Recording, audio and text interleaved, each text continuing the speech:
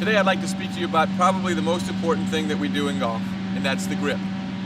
Where the grip is concerned, in my 21 years of teaching, I've seen a lot of people with imperfect golf swings play good golf, but every one of those had a good grip.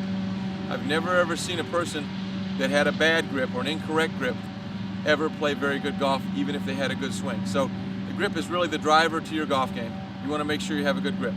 So today I'd like to speak to you about some of the important parts of the grip.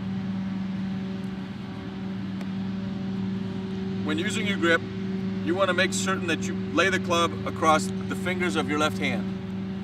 In the fingers, not in the fingertips, but in the fingers, you want it to lay underneath the fatty part of your hand right here. Okay?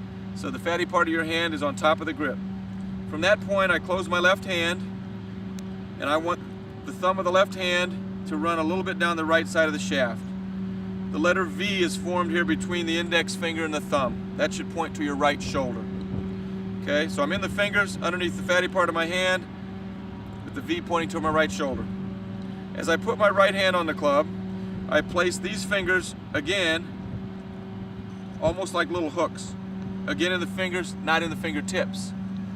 At that point then, I can interlock my grip or I can overlap it. I leave that to your choice.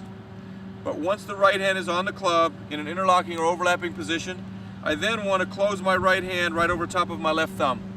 So the lifeline of my right hand should close right on top of my left thumb. There's almost a natural spot there for it. The right thumb then is placed a little bit on the left side of the shaft.